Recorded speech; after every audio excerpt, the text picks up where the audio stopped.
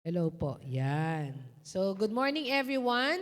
Welcome to our division presentation of Innovation, Application of Education, and Learning and Development Proposal. But before we start with our activity, I would like to request everyone to please stand for our opening prayer. Yan. So, graciously God, we thank you for bringing us today with open minds and willing hearts.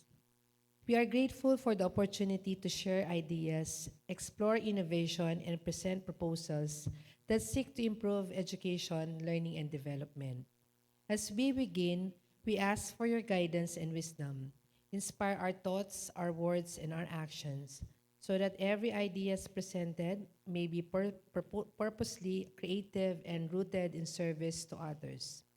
Grant us clarity as we speak, understanding as we listen, and discernment as we evaluate our new possibilities. May collaboration replace competition, and may innovation be guided by integrity, inclusivity, and genuine desire to uplift learners and communities. Bless the work of our hands and minds today. May the outcome of this presentation contribute to growth, excellence, and meaningful transformation in education. We offer this gathering to you, O Lord, trusting you will lead us towards decisions that honor knowledge, progress, and the common good. We ask this in the name of our Almighty God. Amen.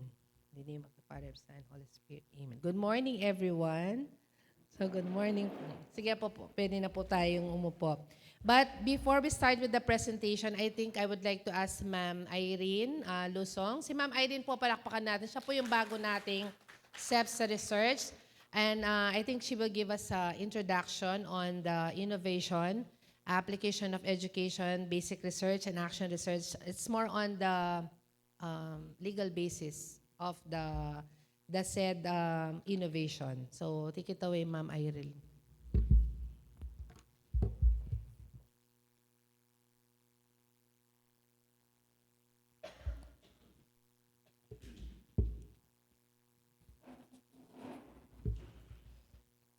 Research is a systematic, objective, and ethical inquiry conducted to generate evidence-based knowledge that informs and improves educational policy, planning, decision-making, and classroom practice.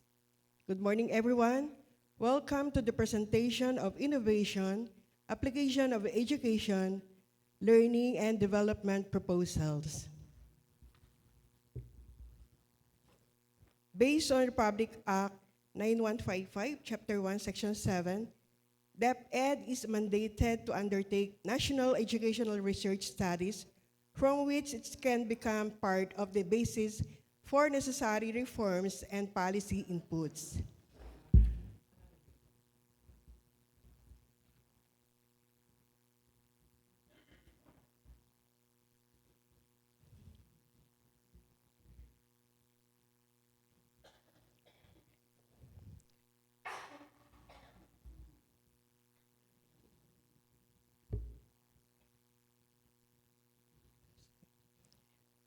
DepEd Order Number 39, Series of 2016, systematizes this basic education research agenda, which serves as our guide in conducting research aligned with national educational priorities.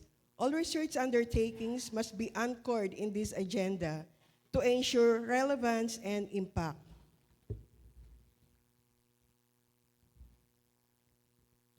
Under the Basic Education Research Agenda, DepEd focuses on important themes on teaching, child protection, human resource development, and governance.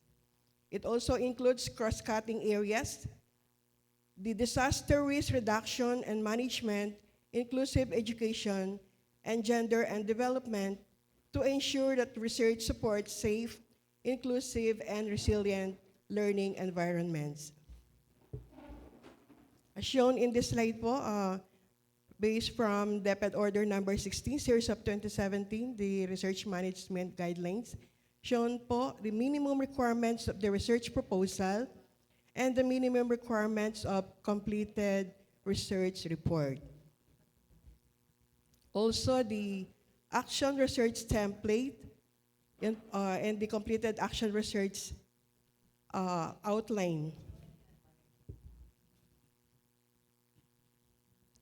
Or the innovation management, governance of Basic Education Act, Republic Act number 9155.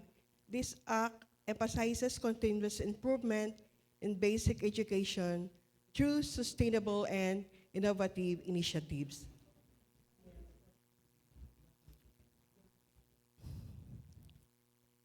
DepEd order another legal basis po from RA 11293, the Philippine Innovation Act. This institutionalizes innovation to drive inclusive growth, enhance competitiveness, and harness the country's creative and technological potential.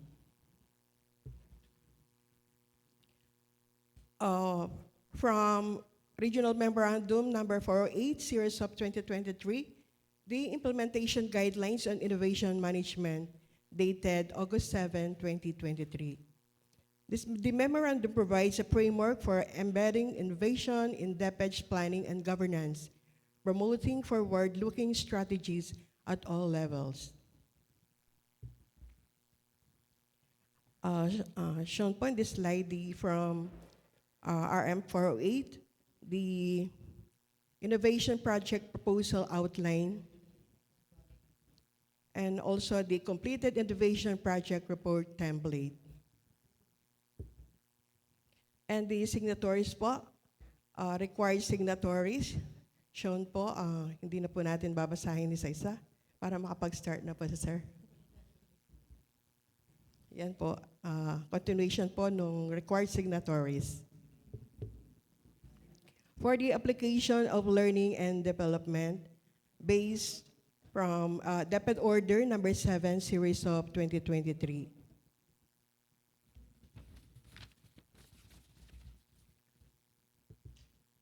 Application of learning and development, it is about using what we've learned from trainings or workshops to improve our job performance and deliver better results, as emphasized in DepEd Order number 7, series of 2023. Yun po, DepEd Order number 7, 2023, the guidelines on recruitment, selection, and appointment in the Department of Education. This order provides systematic, merit-based procedures for hiring and appointing teaching and non-teaching personnel across DepEd divisions and offices. For the application of education, also from DepEd Order number 7, series of 2023, the application of education, it is applying theoretical academic learning to real work situations. Then they required signatories po, yan po. And also for the division office personnel. That's all po. Thank you so much. All the best po for your presentations.